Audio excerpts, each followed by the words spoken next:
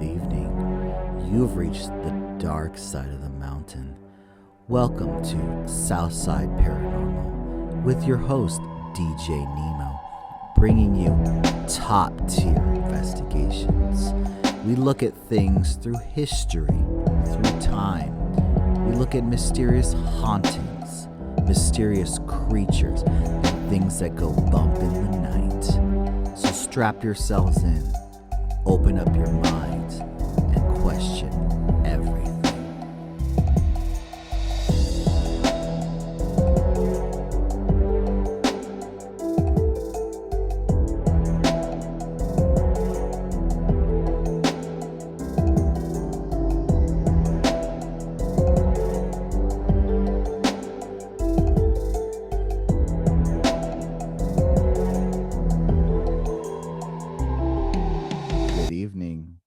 You are tuned into Southside Paranormal with your host, DJ Nemo. Welcome back again. If you enjoy our podcast, like, share, and subscribe. We greatly appreciate your love and support. We are officially on season 2. We are on season 2. This season is focused on you, the fans, giving back to the community. So today we have, again, only 3 members of the Fantastic Four. So let me go ahead and shout them out, and then they can go ahead and say hi. You know them from the last episode. So we got Miss SammyChu. What's up, SammyChu? Hey. We also got La Presidente. Presidente, what's up? Hello. And then finally, we got Miss Riri. What's up, Riri? Hi again. All right, guys. Today's topic was one that we were planning out season 2. I think it was Presidente that said, "Hey, it'd be really cool to do a podcast on like true crime and like true murders." Wasn't that you, Presidente, that said that? Yeah, it was me. Okay, so luckily there's been a lot of crazy murders in Arizona, and like we can't get into like every single one. We got to get into the ones that are like super scandalous and then super like unsolved. The first one we're gonna do, the first guy,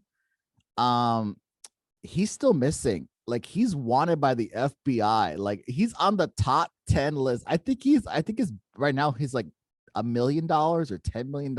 I know it's $1 million at least of how much money the FBI is willing to pay to find this guy. Really? Yeah, he's on the top 10 list. You know how bad you have to be on the top 10 list? Oh, yeah. Yeah. So let me tell you this story about this guy. So this story, I remember it happened because it was my first year of teaching. And it happened right before September 11th. I remember this because like it was like the drama, and like everyone that like I was teaching 8th grade at the time, and I remember all my students were like, "Yo, did you see this story? You know, hey, DJ Nemo, this guy's missing. What if he kidnaps you?" And I was like, "Well, first off, some of you are annoying. You're not gonna get kidnapped." And they were like, you're such a savage. Why would you say that, DJ Nemo? And I'm like, yo, that's the harsh facts, because that's how DJ Nemo keep it. So I remember they were watching the news constantly because of this case. So let me take you back into what happened. So this happened in 2001.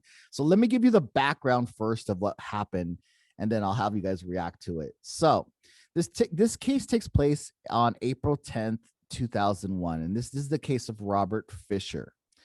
And so what ends up happening around 8:30 in the morning, Scottsdale PD and the fire department get a call. Okay, and the neighbors are calling saying that the house is on fire. There's a major house fire, and the neighbors are out there with the garden hose trying to put it out. So they call the fire department out. They put the fire out. Like the fire department comes out. They put the fire out.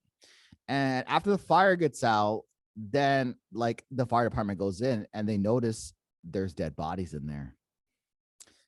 So the first person that they discover is 38-year-old Mary Fisher. They find her, I believe she had a gunshot wound to her head. Okay, all right, well, this is kind of suspicious. Why did they have a gunshot wound? Then they find her two kids, a 12-year-old daughter named Brittany and her 10-year-old son named Bobby. Okay, so they're found in there burned up. I mean, burned up. And by the way, just to let you guys know, like you can't burn a body up in a fire. It takes a long time to burn a body.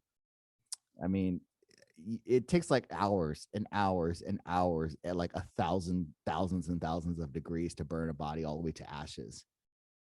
But so like if you just do gasoline, it's not going to work. Yeah. So they find the two kids, right? But the dad, this guy named Robert Fisher, they don't know where he's at. They think he might be at work or something, right? And so they don't know if he was inside. They don't know if he's in work.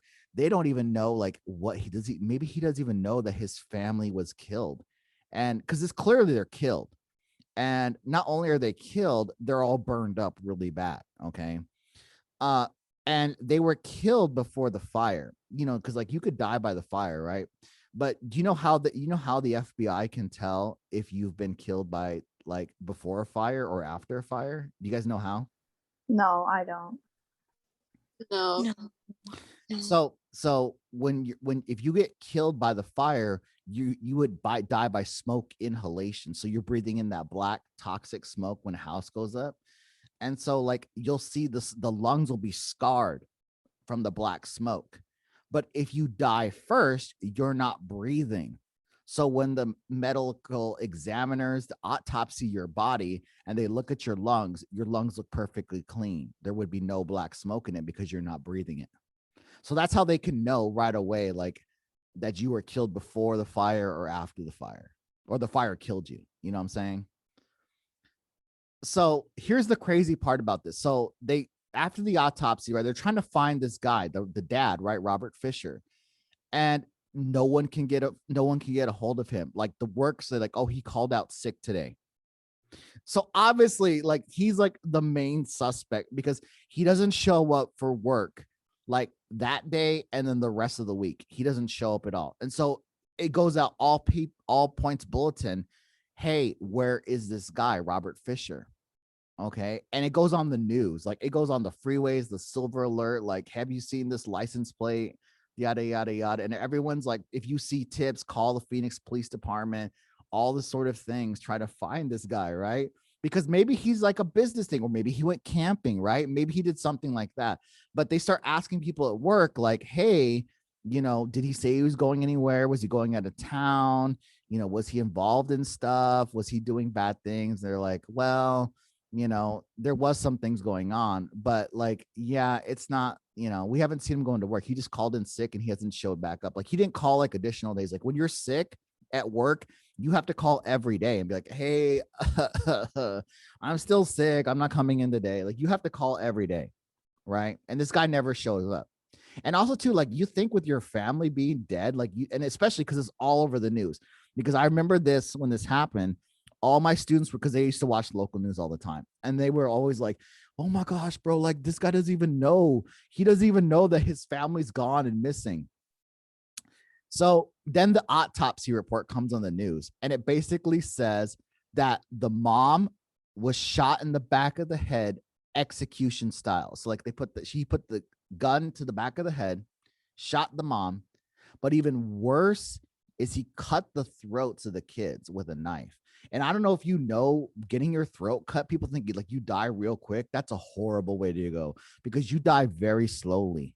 People think it's like Mortal Kombat. You're like, and then you're dead. Like Scorpion killed you. It doesn't work like that. Like it's like a slow, painful way to go, right? Oh, That's horrible. I know. Why would he do that to his own kids? Okay, so we're gonna get into the theory why he did this to his own kids. So, they keep looking for this guy, right? Why would he do that? Why would he kill? Why would they kill him? Because at first they said, well, we think it could be other things, but this starts to turn back on him because the day that happens, there's a all points bulletin put out that they see him at like a bank. I think they either Bank of America or Wells Fargo, but basically they see him because you know the ATM takes your photo when you take out money. And he takes out $280 cash, and you can see him pull up in his wife's Toyota 4Runner. And that's the last time anyone sees him in the valley.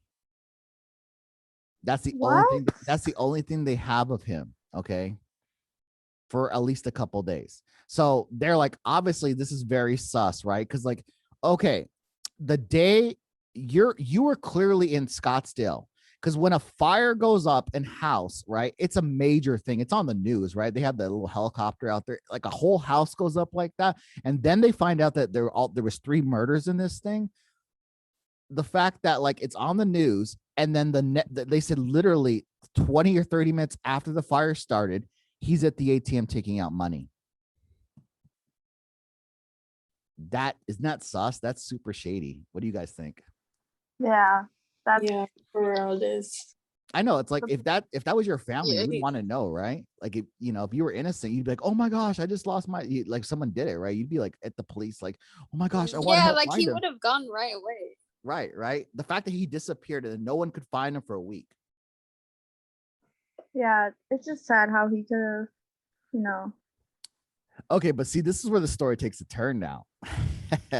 So 3 days later, after the ATM photo comes out, then a camper up in Young, Arizona. So Young, Arizona is kind of between Payson, no, Sholo. It's actually closer to Sholo.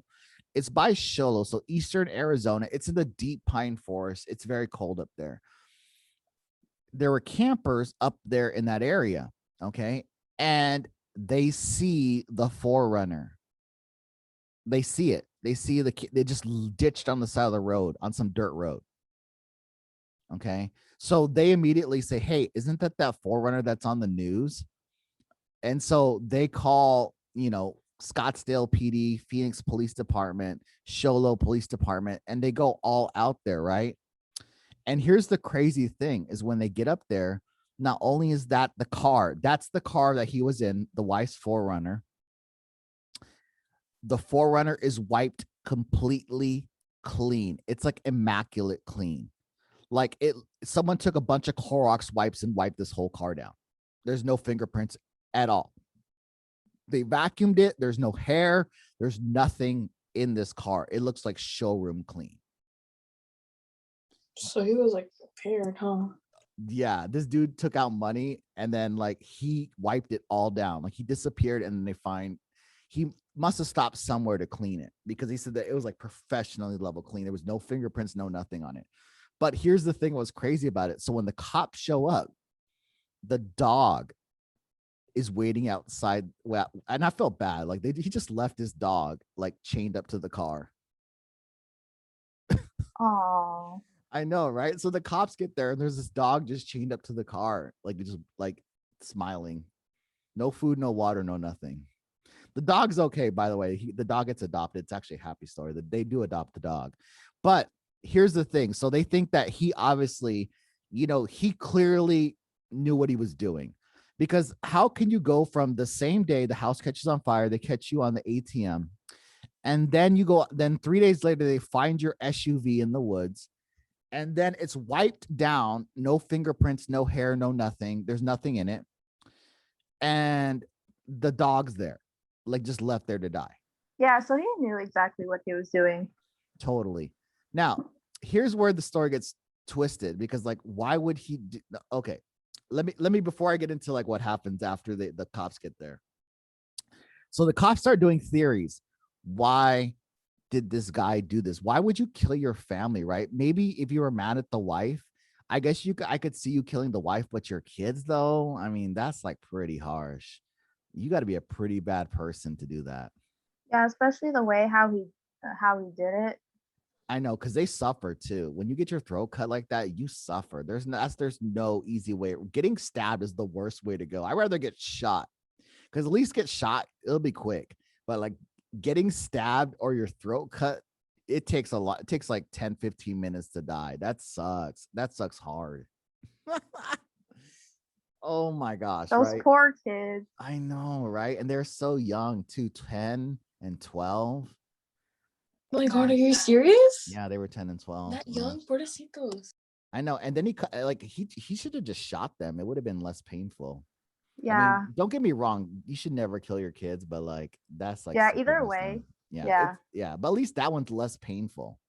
So Mhm. they start digging in the backstory of this guy, right? And so people at work start talking because you know how that chismis, that gossip, right? And so the He's not- company, yeah. And so they were like, oh, that chisme. They were like, oh, the gossip.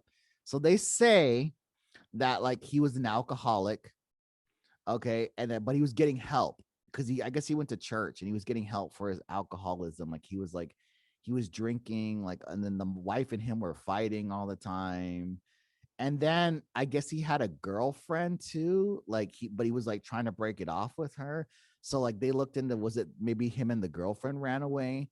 But when they look at the photo, there's no like, there's only one set of tracks coming off the truck. There's not a second set, just the dog and his. So it's like, well, if it was a girlfriend, she didn't go with him because they didn't find any other car.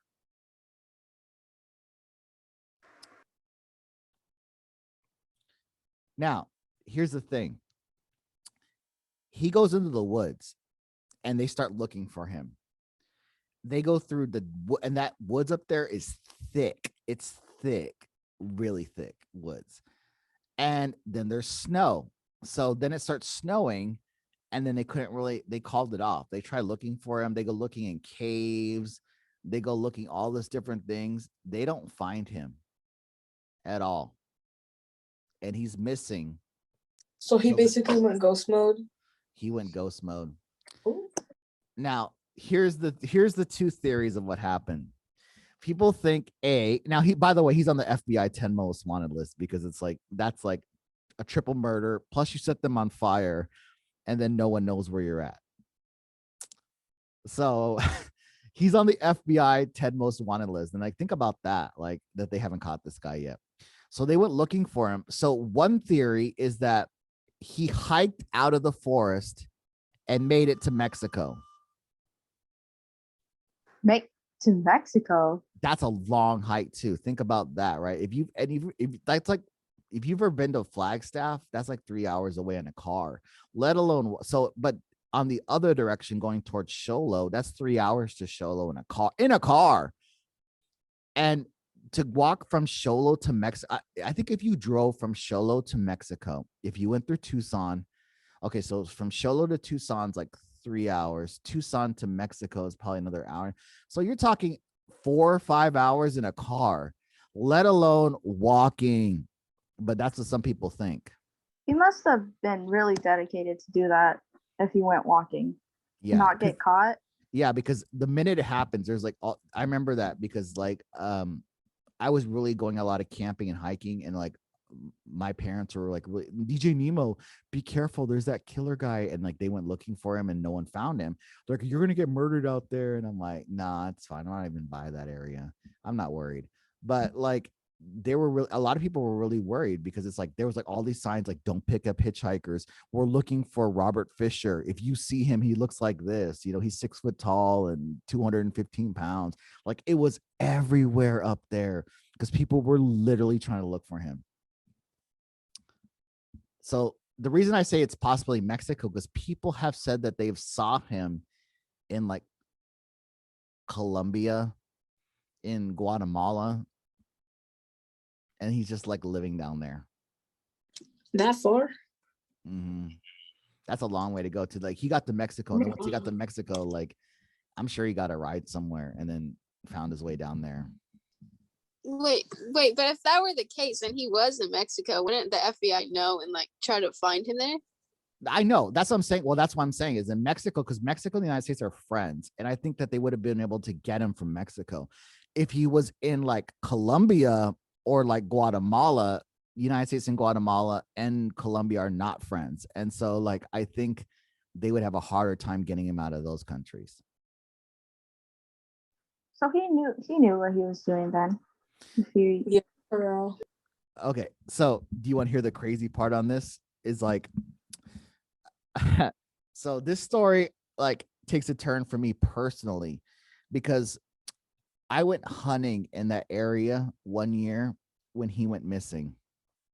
Okay, I was like 8 miles deep on a road, and I was hunting actually, deer hunting actually, and I saw the biggest deer I have ever seen. So my guests, both SammyChu, La Presidente, and Riri, have seen. I have a deer head in my room here, and they've seen it. It's bigger than that. Take the one that's in here and multiply it times 10. That's how big this deer was. oh my gosh. Right. It was the biggest deer I've ever seen in my life. And I've been hunting since I was like 12.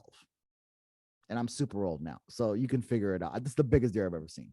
So I see it and I'm like, oh my gosh, if I can get this deer, I'm going to be a world record holder for the state of Arizona. Not just the state of Arizona, probably the United States. That's how big it was. And so Oh. I know. So I went in and after this deer. And I was hiking, chasing him. And every time I would catch up to him, he would run again. He would like run. He was super spooked. And he had all these like female deer after it. Like they were all like what his little herd that he had.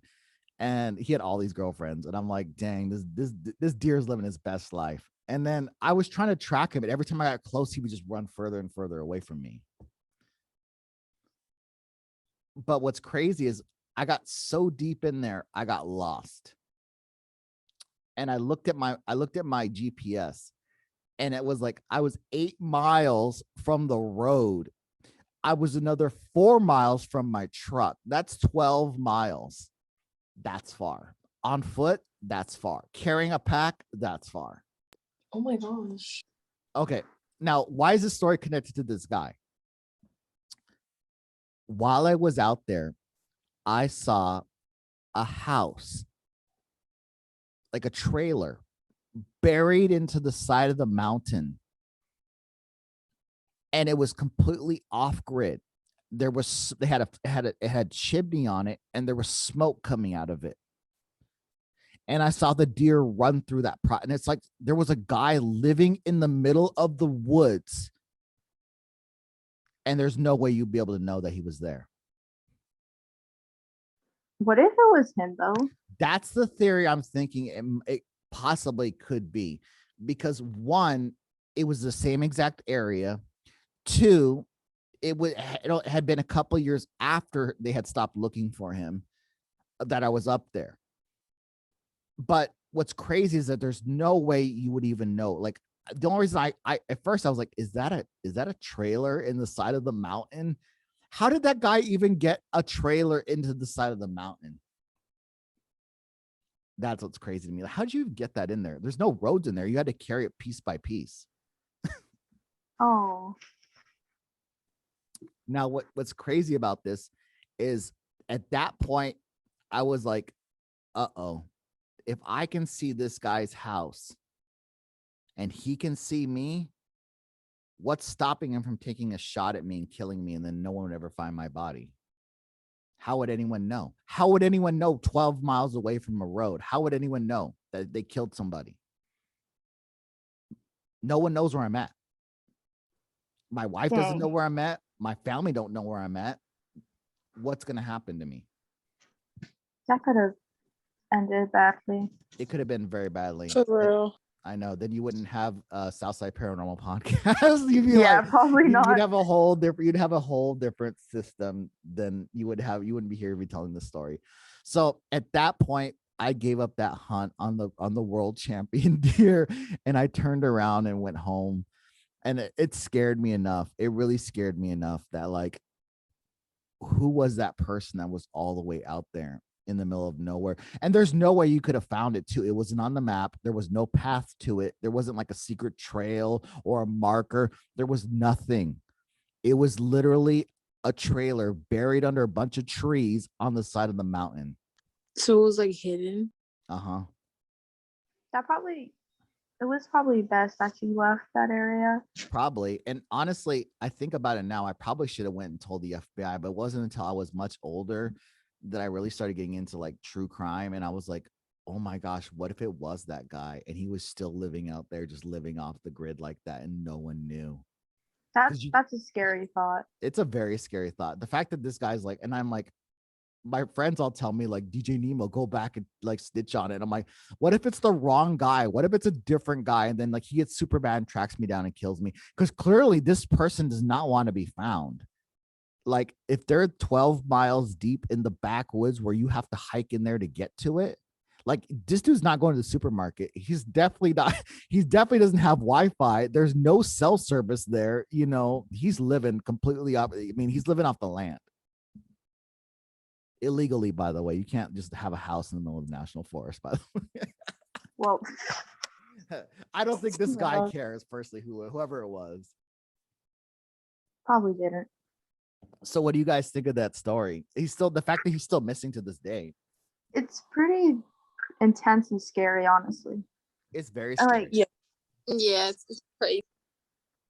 I know, right? The fact that like he's on the 10 FBI, like how bad do you have to be on the 10 most wanted list on the FBI? And it's from Arizona too, which makes it even crazier. Like he could be among us right now. He could be. Probably, yeah. You guys can look up his picture because the FBI aged his photo. There's a wanted poster on it. You can see what he looks like. He's scary looking. He's scary. What's the name again? Robert Fisher. Okay. Yeah, just put Robert Fisher murder. And like you'll see what he looks like. The FBI posters out there. All right. So we're gonna move on to our last two crime story of this podcast, this episode. And it deals with drama. Oh my gosh. You want to talk about drama? Because this one, you might have people that are currently incarcerated in prison right now that might be innocent because of the story. Let me give you the tea. So this case happened in 1986, and it deals with this couple.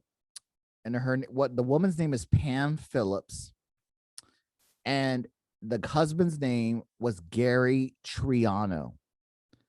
Okay, and this took place in Tucson, and they were super rich.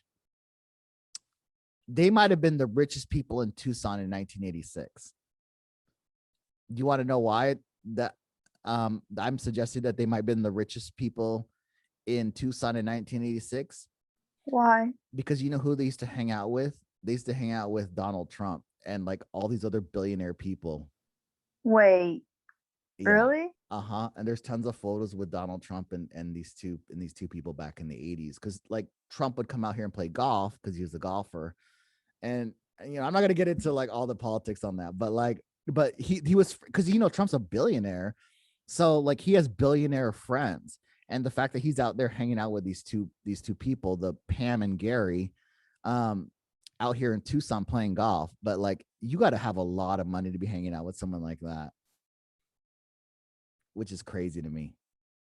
Yeah. So they live this ridiculous lifestyle, right? And they have two kids. Okay. And for a long time, that's how it went.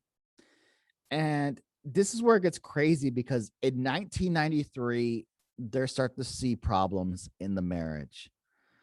So the husband, Gary, okay, he was a gambling addict, because, you know, they opened casinos, right, in the 90s here in Arizona. And so like he was gambling at the casino, especially because there's a casino right in Tucson too. And so he's gambling at the casino a lot. And he's like gambling all their millions and billions of dollars away. And once they start fighting over the money, right? They start fighting that they're like massively in debt, because and we're talking like he'd play like $1,000, $10,000 a hand, you know, gambling. Like he played everything too, cards. He's betting on horses. He's playing slot machines. He was doing all of that, right? But the wife would argue, and like she's like, you know, our credit card got declined. You know what? You know, how much money do you owe? And he's like, oh, I only owe a little bit. And she's like, what's a little bit? He's like, I don't know, $200,000.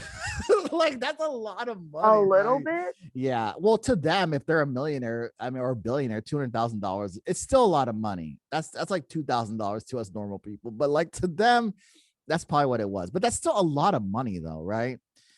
And so the wife Pam realizes that she can't live her lifestyle like that.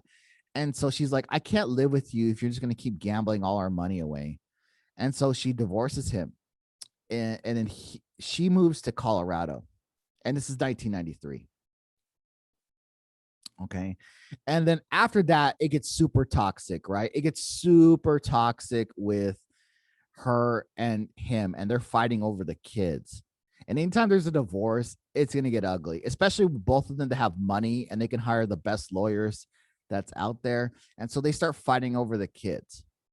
And it gets ugly for like at least the next 10 years. The kids are flying back from Tucson to Colorado, Tucson to Colorado, Tucson to Colorado, right? That And must have sucked. oh, it totally sucks. I mean, it's kind of cool though, because I'm pretty sure that the kids probably flew first class because they had money. Oh, But still, yeah. that sucks though, to be like you're spending like weekends in Colorado and then like back in Tucson for school during the week. You know, that kind of sucks. yeah. Now, here's where it gets crazy. So in 2006, in November, the guy, right, Gary, he's golfing with all these rich people. And remember, this was on the news too in Tucson. So he gets into his car and the car explodes. Oh. Oh my god. What? Yeah. So it's a giant pipe bomb, and they put a pipe bomb in the car and the car exploded and he dies. Well, that was unfortunate. Okay. Now this is but here's where this is where the story gets juicy. So immediately they call the wife and they're like, oh, like your ex-husband's dead. And she's like, what happened? And she's like doing that fake, like, oh my gosh, like, like you know what? We didn't get along because he was a gambling addict, but I still loved him. We had 2 kids together. And so she's like crying, like really on the news. She's like crying and all sorts of things. She's like, I'm going to put a $2 million reward out to find the killers. Okay. Now the investigators get out there and they think that like they started like, well, your ex-husband was up to shady things. So after they got divorced, because remember, he owed money, he has a gambling problem, and I guess he had borrowed money from the mafia. And then not only that, he's hanging around shady people, the mafia people. And so some people start thinking that the mafia killed him because he owed them like millions of dollars. Now, the cops start asking these mafia people in Tucson, like, hey, have you seen this Gary guy? And they're like, oh yeah, he owes a lot of money to everyone in this town. Like, he's like, he's in super debt and all this sort of thing. And then one of the mafia guys like snitches and says like, oh, well, I saw his name on a kill list. But here's Like Death Note type stuff. I know, right? Like Oh my that god. they were gonna assassinate him, right? Now, okay, so like, okay, that sounds plausible that he owed money to the mafia and then they killed him, right? I mean, the current cartels in the mafia, right? They'll kill people for $20. They have no problem car bombing you for $200,000. So here's the thing, though, when the Tucson Police Department investigated, they start to see the bomb. They're like, man, this bomb's like really shady. Like, it doesn't look professionally done. It looks like you just bought parts at Home Depot and did it.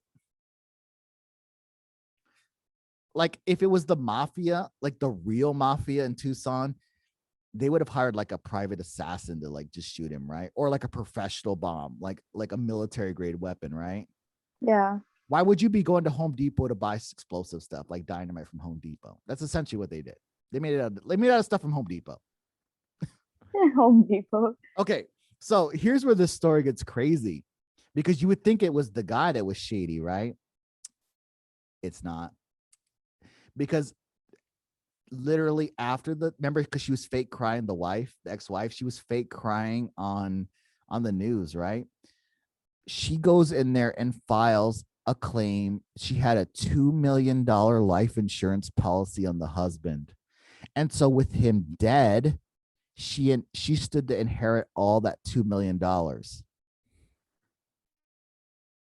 Oh, I know. oh, jeez. Okay, so but gets even crazier, right? Because remember, she was in there like, oh, like I love him. He was, we had kids together. That fake cry, right? And they discover that not only does she get the $2 million, her kids get the entire estate that he had. Because remember, they had money. They were like billionaires. And this is in the 80s too, right? So they had stupid money, and all the kids get the money too. Like they get all the house, they get the cars, they get all of it. Oh my God. That sounds like a motive, right? Yeah, yeah, here- definitely. So she's acting like she's all innocent, but then here's where it gets super shady, because so the police are like, well, that's kind of shady that you magically get $2 million after that. The police in Tucson start digging some more, and they find out that in the 90s, she's not as squeaky clean as, because remember, he was a gambling addict, right? And she claimed the divorce was because of, he was spending all this money and he was into debt. But they find out that Pam actually had a side boyfriend. And not only did she have a side boyfriend, she paid him, like she was paying him money to like hang out with her and date her. She paid him $40,000 a year to like be together with him. He was like a young guy too. Wow. I know, right? Because she was in her 40s at this time, I think 40s or 50s. And I guess this guy was like really young, like 20s. But hey, what a job, right? To be some old lady's boyfriend for $40,000 a year. Yeah. Back in the 80s, right? That's a lot of money. Yeah. Plus, she bought him a car. He had an apartment, all sorts of things, right? Now she's like, that's a lot of drama. I know, right? So now people are like, wait a minute. You use the excuse of like, oh, it's his gambling to make yourself look good. But really, you're the bad person in this situation because you have a boyfriend that you pay a salary to. You buy him a car and an apartment in Tucson, and you just let him like hang out with you. And then you guys are just doing like shady stuff. See, this lady was probably that desperate then, if she was literally paying this dude to be with her. Yeah. 'Cause Well, I'm sure that dude didn't want to like do it, but if the money was involved, he was gonna do it anyways. so now they start investigating the boyfriend, right? So they investigate the boyfriend. They go to the boyfriend's house. This guy's name was Ronald Young. And they go to the boyfriend's house, and they were like, who owns this apartment? And he was like, oh, my girlfriend. And he was like, well, what's your girlfriend's name? He's like, oh, it's Pam. And they're like, okay, well, who owns this car? This is a nice car. It's like a BMW. Who owns this car? And they're like, oh yeah, why is it in her name too? And so they start digging dirt on this guy, and then they start finding all this shady stuff that like they had planned this out.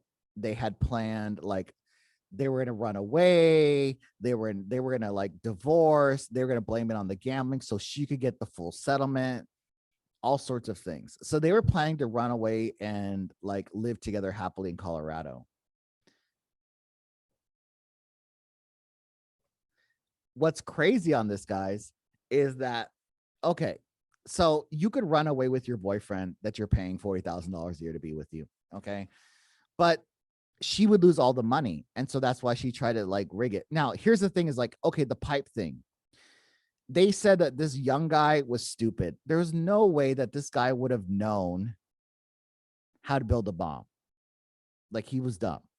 Like he was good looking. He had abs. He had a nice car, but he was dumb. He was that. And so he claimed it was all her idea, that she's the one that built the bomb and she's trying to pin it on him. What do you guys think on that? That's pretty. That's kind of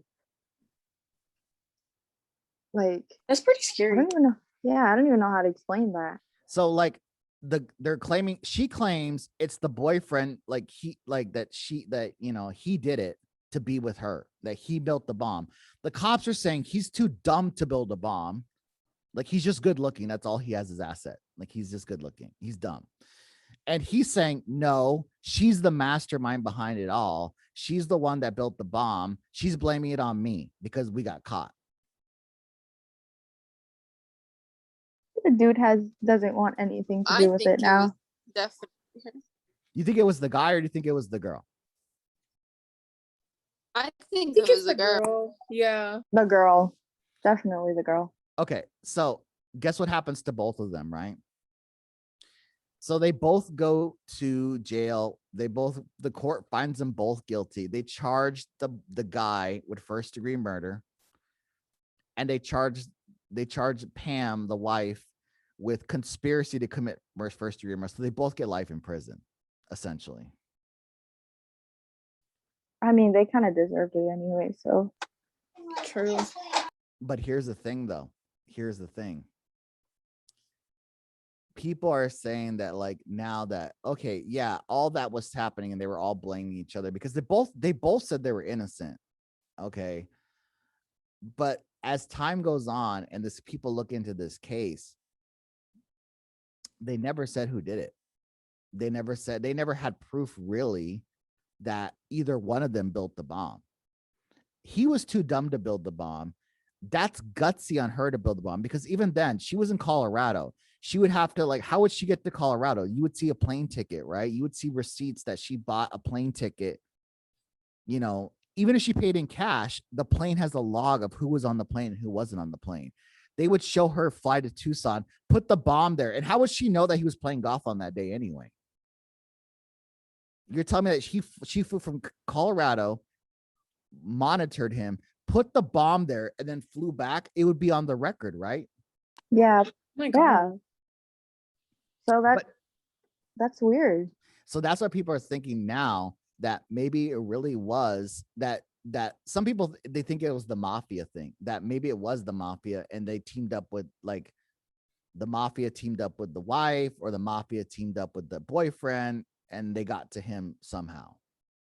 Because everyone had something to gain. The mafia had to gain by killing him to get their money back and to send a message. The wife and the boyfriend both have to gain because they get him out the picture. And either way, if he dies, she gets the money and then he'll get the money indirectly. So everyone has something to gain. But that's the new theory now in today's time, is like, okay, yeah, maybe they did it, but again, there's really no proof that either one. It's just basically them pointing fingers at each other. So, yeah. I mean, well, now that you said that there is no proof that neither of those two did it, maybe I'm starting to think it probably was the mafia. Could be. He owed a lot of money to them. I'm kind of convinced it's the lady. Who did you say it again was, SammyChu? I feel like it's the lady. You think it's the lady still? Presidente, what do you think? I honestly don't know because it's like every single one of them is pointing a finger to everyone, and like it's just confusing. Yeah, because you guys remember the mafia did say that, like, when the Tucson PD and like the FBI were shaking down the mafia in Tucson, they were like, "Yo, I saw his name on the kill list." Like, but that's sloppy though, to build like a bomb out of like Home Depot stuff. That's sloppy. Like, you think that they would be better? I mean, that's like the mafia. Yeah, they would have done it professionally. Right. And he owed them a lot of money. So, I mean, that's $200K. It's like, he's a major target. And if he knew he was in debt to the mafia, why is he out there playing golf? I'd be super paranoid. I'd be like locked up in my like house, never leaving.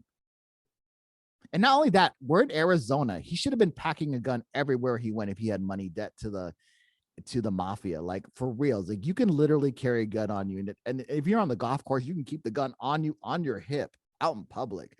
So I don't know what the issue was. Like, he should have been strapped up if that was the case, that he owed money, but he didn't.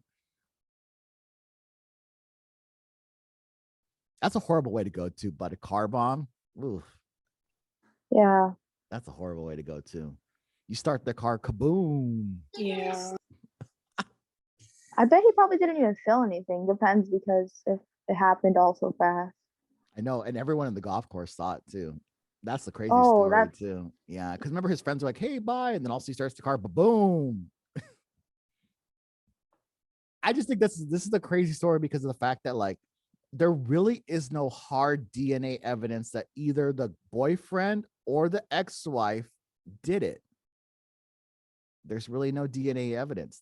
Other than just them pointing the finger at each other. They both went down for life in prison for conspiracy, but it's just crazy to me that like they were like so quick to be like, oh, it's you. No, it's you. Like you hated him. You wanted the money. He was like, why would I kill him? Like I was already living that guy was living his best life, right? He was like $40,000 a year plus a car. He had a BMW and his own apartment. For what? Just hanging out with this old lady? Yeah, dating her? Yeah, he was getting paid regardless. Right. That's a good life. I agree. Shoot, I would quit teaching right now if that's him married. Probably, Hang out with some old lady, bro. Like go on a date, take her to the movies, smooch her every now and then, keep her happy, my bro. DJ Nemo, no. I'm just kidding. DJ Nemo's happily married, and he would never do such a thing for $40,000. In my younger days, if I was maybe, Yeah. You probably would have. Luckily, luckily, DJ Nemo has a face for radio and podcasts, because there's no way he could have pulled some like $2 million like trust fund lady like. Anyhow, I just thought that was an interesting story at the end. So, what do you guys think of tonight's episode? It was really cool, honestly, but it was intense of how everything was. Which one was your favorite one? The first one or the second one? Probably the first one. I know, because I that like dude's the still second. missing. It has at I least like the such a second. huge mystery. I know he's still missing too. No one knows where he's at. DJ Nemo allegedly found him. I can neither confirm or deny that person out in the woods was that guy. I don't know.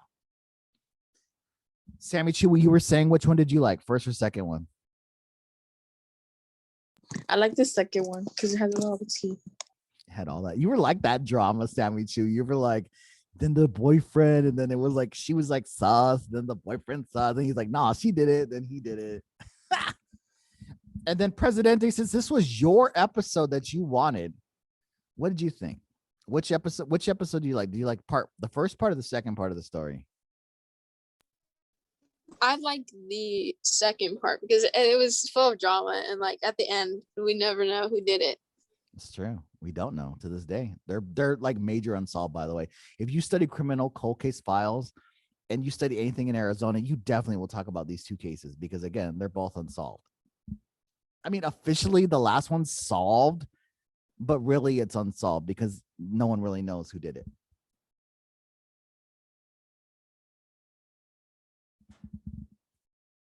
So, anyways, any last thoughts before we end our podcast for tonight? Nope. No, just that the second story. No, I was don't think so. very tea. All right. Well, thank you guys for again participating, and we will see you guys for the next episode of season 2, which we're going to talk about alien bases, Area 51, alien abductions, the Phoenix Lights. We're going to talk about it all. It'll be the alien episode. Yeah. Because actually DJ Nemo's an old man, so he actually lived through the Phoenix Lights. I was actually I was in high school when that happened, I think. Yeah, I was in high because I remember seeing it. Well, we're not gonna get it. We're not gonna spoil tomorrow next week's episode, but you'll have to tune in to hear the story, the true tea on the Phoenix Lights, and also secret alien bases in Arizona, possibly in New Mexico. But we'll talk about that next week's episode. So, as we say, be safe, be well, and we'll see you on the dark side of the mountain. Good night, everyone.